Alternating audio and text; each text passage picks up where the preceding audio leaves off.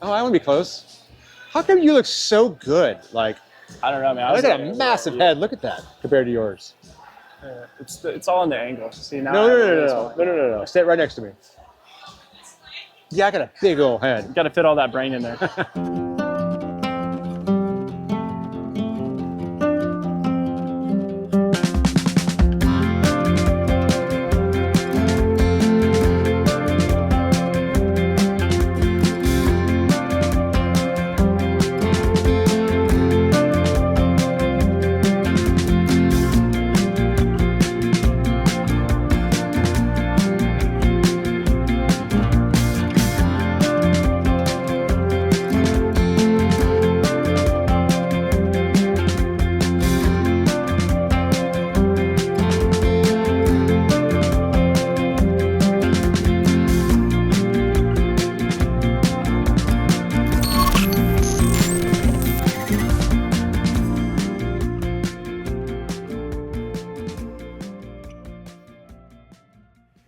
I'm here with Michael Keith Lewis. That sounds like a famous name, Michael Keith Lewis. It's like 3 first names. Yeah.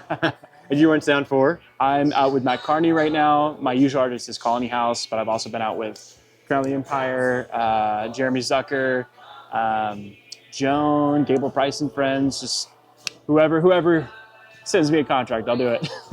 I love that. Okay, I want to hit rewind. Okay. And where were you born? Okay. Specific hospital, or do you want Yes, exactly. I want the last 4 of your social, mother's maiden name. Okay. Yes. No, what was your 3rd grade teacher's name? I don't think I could actually tell you that. I couldn't either. Okay, so I was born in Houston, Texas, which is, if you're looking at Texas, it's like right here. And I was in Houston the first 16 to 18 years of my life. And I moved up to Dallas to go to school at University of North Texas to study music education, of all things. Okay, so that's where the sparkle started? That is, yep. Yeah. And I kind of grew up doing what I do now in the church world. So my first job was working at a church. And then I transitioned from that to doing straight front of house. So by the time I moved to Dallas, I kind of had a little bit of experience under my belt. I love the church world. So I come from a pastor's kid and a missionary kid. And I learned to play instruments through church. And church is such a cool and safe way to like fail. Yeah. If that makes sense. Yep. And learn the foundations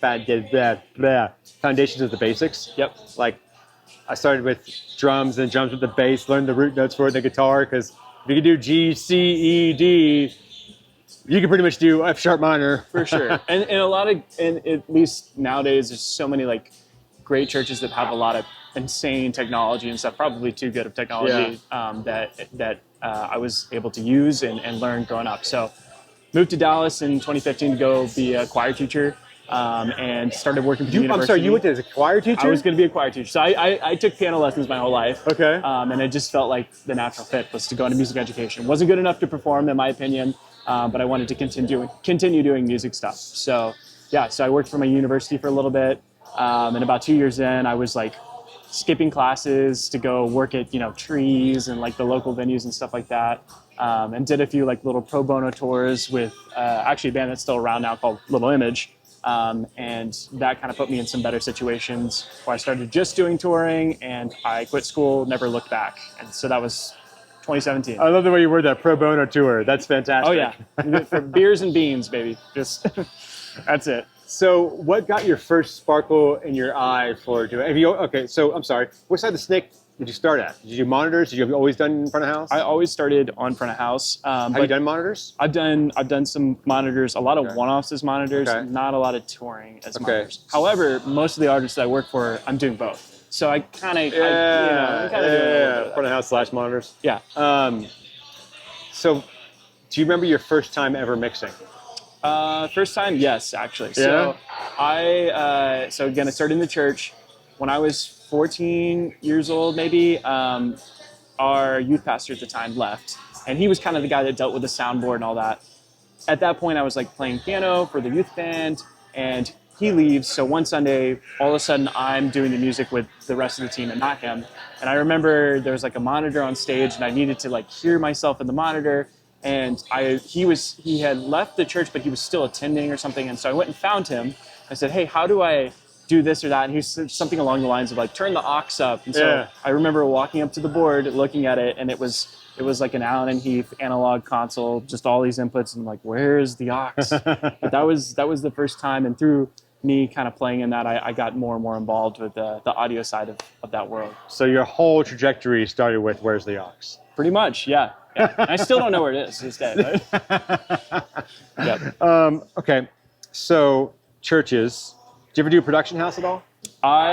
Whenever I was in college, yes. And I still, when I'm home, I do like a little bit of local stuff. Never really much more than a day or two in a warehouse. But most of the stuff I'm doing was venues and touring and church stuff. So.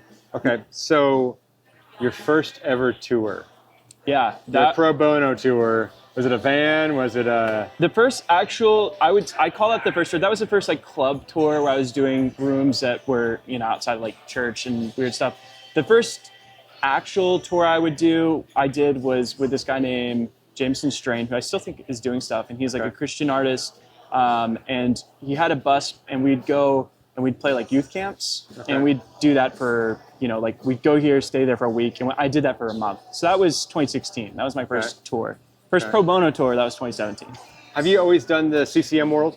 I've been pretty strongly in that until the last, I would say like most of the artists I work with wouldn't call themselves CCM artists. They're just kind of crossover. Yeah. But yeah. I'd say Matt Kearney kind of is one of those little, kind of blends in both a little bit. Yeah, kind of like Need to Breathe, Switchfoot. Need to Breathe's more on the church side, but yeah, I would say a lot of the people that come to his concerts are not exactly just like from the church strictly. Sure. So, but he's also very well known in the church circle. Very much so. Yeah, my mom knew who he was. Yeah. And stuff, which just kind of toes it to a certain genre. But yeah, a lot of the people I work for are in that. It's like Gable and obviously Colony House guys have really strong ties to that as well. But, yeah. Okay, tell me about the first time you walked on a bus, like a tour bus. First time. Like what band was that? That would have been Jameson Strain. And I remember he was very aware that most of the people he was bringing on this tour had never been on a bus because he was an artist that owned buses and was providing to other artists. So that was kind of like, he was like it was an interesting situation. Yeah. All that to say, I remember I got this like guide how to tour on a bus for the first time. And it was like, bring a day bag and like bring. They actually gave you a guide? Literally, yeah. It was like a website. So it was really sweet. And so, is that website still there? I maybe so, maybe. If I find it, I'm going to put it down below so that you guys could, but. I'll find it. If you find it, give it to me.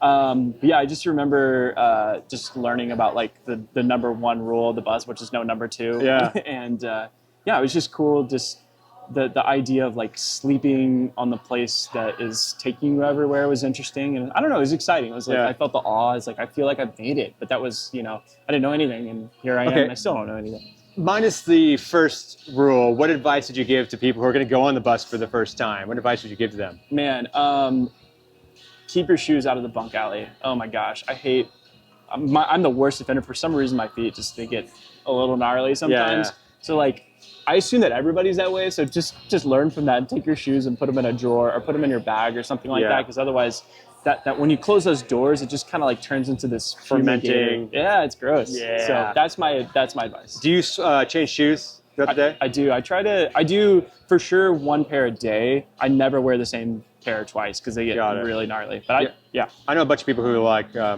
swap shoes right in the middle of the day, so they kind of split it up a little bit. I'm not that bad, but I also try not to like. Sounds so lazy, but my whole goal on a show day is to work. I should never break a sweat on a show day. And if I do, I'm not like being good with my words and instructing people. Sure. But it's not always like that. Sure. Are you just front of house for this? Are you doing a front of house TM position? Just front of house. And monitors. And monitors as well. And I'm kind of doing a little bit of the production management responsibilities. Sure. Josh is definitely much more involved in like the hospitality, tour management, and logistics side. But when it comes to day of things and like making sure we're on schedule and all those things, I would say I'm kind of have more of a hand in that. So Matt Kearney. Yes. How'd you get connected with this camp? Yeah. So he's under 888 or 888. And it's crazy, but I'm in this group text with like 30 other engineers called People Who Tour. I think some other people that you've interviewed, like Clark Wright and JP, are in this. Oh, I love that. And yeah, there was just, I remember 2 years ago, it was just a one-off festival date. They needed somebody. And I had done some stuff through that group text for the Aces, which was also under AAA at that point. So did that, and that connected me with his team, and went and did a festival and a few other dates, and that kind of fizzled off for a little bit. And then all of a sudden, the beginning of this year, I got a call from their manager, Aaron Sawyer, who's like, hey, we have, you know, something like 40, 50 shows this year. We need somebody for the whole year. Would you do it? And so I was like, yeah, sure. So managed to somehow stay relevant through just other artists that I've worked for that are under that management group. And somehow I'm like honored and humbled that he remembered me from those few shows that we did like 2 years ago, which was great. For this tour, what is your favorite song to mix? Oh man, and why? I had to look at the set list. No, you're great. I'm gonna say, it's funny, I have it pulled up right now. Probably Easy, Headlights Home, which is the title of that record that just came out, or All I Need. All very different songs. I really like Easy because it's like it's almost like a Bob Marley kind of like really interesting vibe for this band. And I got to do like some really cool things, like delays on the snare that I would never ever get to do. And there's some like real fun throw moments in it. So Easy's fun, and it just always settles into the room really nice because it's not just when the band is super over the top. Sometimes in the room it kind of you lose the clarity. That one is everything's very pocket. So it's just I really enjoy that song. The others are kind of they kind of fall in that same category as well. I've noticed a lot of people who use. I noticed a lot of people who use Got it. I noticed a lot of people who use Digicos tend to use a lot of macros. Yeah. Are you pretty heavy into macros for this? So you kind of ride each song? I see you have a set list here, but... In the macro world, not as much. The only interesting thing that I really have on there, I do this thing where I take the left-right out of all the matrices before the show starts, so that way I can not have to continuously solo the left-right to hear my line check. Sure. And then I have like a line check. I use start as my like line check snapshot. Sure. And then I have like a macro that just takes the talkbacks out of Matt's ears. But other than that, there's nothing really. The one thing I do that is kind of weird is Digico bothers me because every time you change surfaces, you lose your layers. So if you do custom layers and stuff and you transfer to another file, you're screwed. So I did this thing where obviously you can go to the control group, which is like a DCA, and you can click spill and it pushes the channels out. But if you're on like, say, an SD11 or something like that, and you're on this and this screen's pulled up, you have to this and hit this to get it to spill. So I just always reassign the mutes to be the spill. So that's another macro that I do. That's cool. I don't even, as far as layout goes, I don't even really do any custom layouts anymore. I just use my control groups to try to keep it concise and easy to get to. Why the SD9? Money. Did you spec it, or did you walk into it, or does the band own it? I spec'd it. It is a Mitch Bucky package. So Mitch Bucky is like a guy that just has a bunch of consoles and some gear out of Cincinnati. But yeah, I wanted Digicos. I love Digico. The biggest reason why is their snapshot structure is very powerful. And I knew that I was doing monitors from front of house. They had a dedicated monitor person for like 10 years. And so I wanted to be able to deliver snapshots to their ears. Yeah. And Digico has this thing called relative snapshots, which makes it very easy to do those kind of things and still also mix front of house and do the things that I normally want to do. So Digico was the top choice for me. And SD9, unfortunately, was like the only thing we could afford because you got to spend the money on the crew and the lighting and stuff. But I'm very happy. Dang, the crew. Yeah. What was the last song that you mixed that made you emotional in a good way? Oh, man. I don't know about the last song, but one of the most emotional songs I've mixed in my career, I was just talking to somebody about this the other day, was there's a song by Steve Chapman called The Great Adventure. Yes! Great song. And so if you do not know this, Colony House, two of his kids are in this band. Caleb Chapman, who's a lead singer. Is that the one with him on the horse? or in a field, Yes. circles around Yeah, him. yeah, it's very majestic, very majestic. Yes. So 2 of his kids are in the band Calling House, which is another band that I work for. Will plays drums, Caleb sings. We were doing Creation Fest in 2022. It was like the last year that they did this festival. And they covered the song, and Steven came up and sang it with them. And it was just like this. He was the first concert I ever went to, and they were like one of the first bands that I got to work with that it felt like they were my favorite band of all time, and to get to work for them was an honor. So to hear that that moment unfold, it was. I mean, I get teary-eyed thinking about it. Oh my gosh. Good moment. The most common question I get: how do I get started? Who's hiring? How do I get started? And we talked about a little bit of this off camera. Was most people don't want the touring lifestyle because you don't want the 4 a.m. lobby call. You don't want the being gone all the time. What advice would you give to people that are brand new, maybe sitting in clubs, want to be in your position one day? Yeah.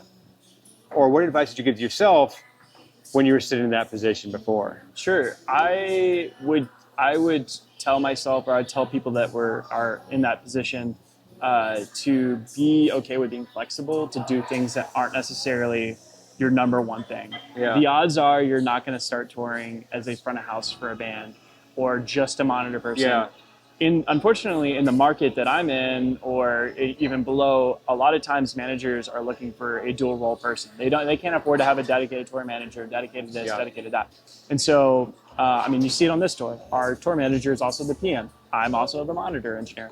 So if you're willing to have that flexibility and go learn some skills that may be out of your purview a little bit, you look way more attractive on a resume. And the other thing is, I'm not saying go work for free. I'm saying ethically that's not a good idea.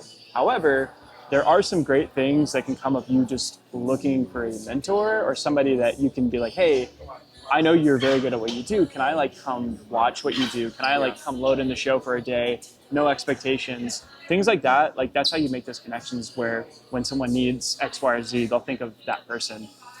Part of the desire of this channel has been for me to give a realistic, unfiltered look at touring, but also help break some of those walls that was set from before, that it was very separate and there's a lot of gatekeeping with it, that you guys are just people, and if they want to reach out to you, they can reach out to you and ask the questions. It's not like it was, say, even 15 years ago. COVID did a really big number of, a lot of the old timers hung up their hats, and it gave opportunity for a lot of young cats to come in there and fill in some of those slots, which is, I say, for better and for worse, because there were some foundational things that I think were kind of missed and people learning. But I can't blame them for taking advantage of that opportunity, but I can't understate enough to understanding the foundations and the fundamentals of this, especially at this level and below. In the club ones, or even in the van. And I know everybody looks for that bigger slot, but you learn so many valuable things in that moment. Process of elimination, signal flow, all of it under pressure where everybody's looking at you. You got to figure it out now. You don't have an SE for this. You don't got a system tech for it. You've got you. Right. So another intimidating thing is kind of what you have to get used to from doing clubs, which I know is that you have the room set. Here, you're kind of PA du jour. Yes. So you kind of got to be an SE, which is that's not a hat that I was comfortable wearing. And it seems very intimidating to do it. Walk me through a little bit of your process of, you walk into here and what do? How do you tune the room for it? Do you use Smart? Do you use a song? Do you just talk into a 58? Do you do virtual sound check? What's your process? I'm sure, I don't know about you, but for me, that's super intimidating walking down. I did use the house guys a bit. I mean, it's their room. They know what sounds good and what doesn't sound good. But there's some of those guys, too. It's like, well, I know that you were kind of the third one on the call list. Don't really know much, so... No, you're onto something there. I mean, on a tour this size, you don't get the luxury of having an SE. And so you kind of become the pseudo SE for the tour. And so, I always tell people this, but if you have not gotten your Smart Operator certification, it is quite literally the best money I ever spent in my entire career. It took me a couple weeks to do, and it was during COVID, it was online.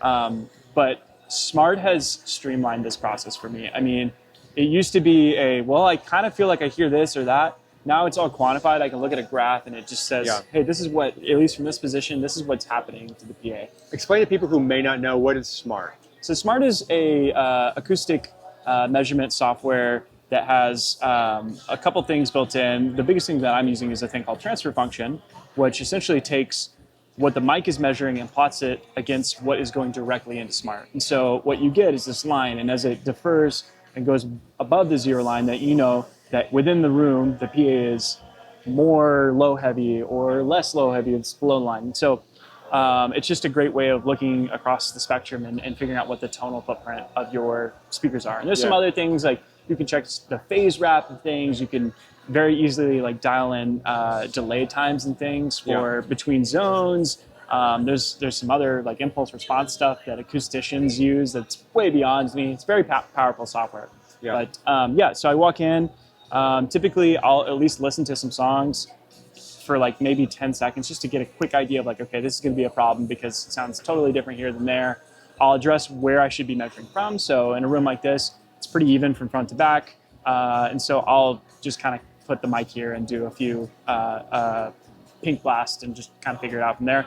But yeah, I'll just pink the left side, take a capture, and I'll do the right. Take capture, I'll average them. Sometimes if it's like a really different from front to back situation, or if I'm in a like less than ideal position, I'll move the mic closer to where the audience is and take a few captures. And then I'll look at what those look like together and make some decisions. And then usually I'll play some music. I don't listen to music long because to me the more important thing is what I'm actually mixing. So I'll go and pull up virtual soundcheck and just kind of listen to what virtual sounds like through whatever decisions I made.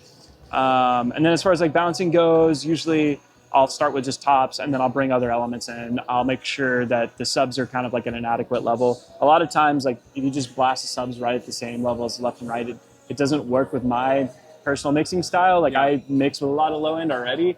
And so I end up having to pull the subs back almost everywhere that I go. And then I'll say for that. Yeah, because it's already a low heavy mix. Sure. And then I'll walk to the front of the room where like the people that are paying the most amount of money are, and I'll just sit in a couple of different seats to make sure that I can hear like what it sounds like here sounds like up front. So I'll push the front fills or cut them back or tone them a little differently. So that's in about 2 minutes. That's my process. No, that's great. Talk to me a little bit about this band. How many members? How many mixes are you doing for monitors? Okay. So it is a 5-piece band: drums, bass, keys, and then a guitarist and Matt plays acoustic. So it's 5 mixes for the band. I've got a guitar tech mix, I've got a tour manager / lighting mix, and then I've got a guest pack / spare pack. And that's it's fairly easy. It sounds like a lot, but what I have done is I'm very limited on the number of channels I can have, so I can't split every single input. Sure. But I'll give everybody just a flat version of themselves, so they're like, they don't like whatever I'm doing at front of house, I can give it to them however they want in their ears. So everybody gets front of house versions of everything, and then they have like their own version of themselves. So that's what I. Approximately how many inputs? We've maxed out an SD rack, so for sure 56 inputs. And if you count the double patching and effects returns, I've completely maxed out the 96 inputs on the desk. So it's any a lot. like triggers with that? For gates? No triggers on this one. I wish I could, but not out of inputs, unfortunately. Talk to me a little bit about microphones that you're using up there. Also for the, are you using wireless? Yes. For all the vocals, it's all wired. We were using a wireless for Matt's vocal. For some reason, we decided for the sake of fidelity to axe that. So now he's just going straight in. Same mic as a DPA 4018. And then we've got a couple packs for like guitars for his world. For mics, it's a lot of DPA and then a lot of random stuff. Kick is a 4055, snare top, bottom, snare 2, and hat are all 2012s. The rack and floor are Bear Dynamic DT or something. I can't remember the model, but it's a little condenser for the toms. And then I'm using Cole's 4038s for overheads. So super dark ribbons. 58s everywhere else for vocals and stuff. Coming into this tour, how did you prep for this? Your first time with it, did you just listen to a lot of his music and try to emulate what you heard on that? I have this thing where if and I did this back in 2022 when I first started working with him, but for literally months at a time, I'll just listen to that artist nonstop at random, any song, so that I can, number one, identify what song he's playing, and number two, just start becoming one with the music. And I know that sounds cheesy, but No. what I do is takes as much practice as what they do. And so you're proactive, not reactive, because of a natural Yes. instinct than just like, okay, now I got to figure it out. And I'm not saying. I mean, I would say that they definitely have to put more into their craft specifically for these songs. However, it is nice knowing like, oh, I know for a fact like there's this part here that I'm not hearing right now, and I go and search for that. So yeah, I'll listen to that, and then before any kind of rehearsals, I'll get my hands on some sort of multi-tracks from the band, and I'll flip a desk in a shop somewhere. Sure. Just kind of do some preliminary mixing. I never show up to rehearsals with a completely zeroed out desk. That just seems very unpro. So I was going to ask that. How long have you been with this band for? This is my first tour with them. Okay. My first shows with them were in 22, but yeah, I've been touring with them since June of this year. Okay. I was kind of curious, do you go into it with a clean board, or do you start from scratch, or do you come with the previous one and make edits from there? For this one, I think I started totally over. More and more often I start totally fresh, just because I'm constantly changing how I do things. It's never perfect, and I don't want to like beat my head against a wall, because I'm like mixing into processing that I don't know that's there or something like that. So, what kind of genre of music are you dying to mix for? oh man. Like what haven't I mixed yet, or what would I Which like one to do you mix? love? Maybe one you haven't done before. The only thing I haven't really done much of is rap and hip hop. I haven't done any like hip hop or rap stuff outside of being local and like doing some local stuff. But I really strongly enjoy mixing like indie and indie rock, just because, especially in these sizes of rooms, it fits the atmosphere really well. What's your favorite concert you've ever been to? Favorite concert I've ever been to, it's funny, I was just talking to somebody about this last night, is Bon Iver, it had to have been 2023 maybe, on one of the last records that he put out, and I sat like almost the front row, and it was just a really emotional, amazing experience. It sounded fantastic. Yeah. He's obviously an amazing songwriter, has a great band, so definitely Bon Iver on that tour, whatever it was. Who are some of your favorite engineers that you look up to? Oh man, Josh Cruz for sure. He's absolutely. He's like the guy I call for any digital problems and anything that I don't know. He's the guy. Bob Prenger is always like very inspiring to me, because he's always like pushing the boundaries a little bit. He's like, yeah, I don't know if it's good enough, man. I don't know, and I just love like how he's always just tweaking and doing things. Andrew Mari, he's a studio guy, but he mixed all the Colony House last record. His mixes just sound phenomenal to me, and I wish that I could find that like X factor that he does. But yeah, there's a couple guys like that. It's too many to name that are. Speaking of studio, you kind of dabble in the studio side as well. What made you want to do that? So there's like so much backstory to like how I am here, and some of the stuff that I missed was that when I was in high school, I was like recording the local demos for bands and stuff like that, and I was recording my own band. And I learned through that. So by the time I was in college, I had, in addition to doing the live stuff, I had done some recording stuff as well. And I just kind of kept going with it. I remember I like had kind of a business plan, and I went and walked around the school, and I saw this guy playing guitar, and it was really good. And I walked up to him and I said, "Hey, my name's Michael Lewis. I am an audio engineer. I would love to record your project for free. If you want to work together with me, here's my card." And that guy hit me up, and we ended up having a great relationship. And dude, that's cool. I did that, and I mixed a couple other bands like that. And so here I am now. I'm obviously like trying to figure out how to be home more. I love the road, but I am married, and I love being balance, home. man. It is. It's tough. Yeah. And just I don't know how much longer I can like do this life of it's just kind of like a party all the time, and it's tough for me. But sure, not in terms of drinking or hard drugs or anything, but in terms of like for sure. In all the chaos that happens on tour, how do you keep your peace through all of it? How do you quiet all the noise? Yeah, I am very. I have no problem with like doing my own thing on tour, and so if I don't want to hang with everybody, I just go and I walk, and I like walk through the city a lot, and I'll go like sit in a coffee shop on my own. And I do a lot of studio mixes on the road too, and so I'll just like go to the back of the bus and just pop my ears in and just work on that. So that's it for me. I get a lot of massages too. Like literally every 2 weeks, a week and a half, I'll go and that's genius. Get work done, and it helps a lot, honestly. What piece of advice would you give to engineers that immediately make their lives easier? Invest in great socks and great underwear.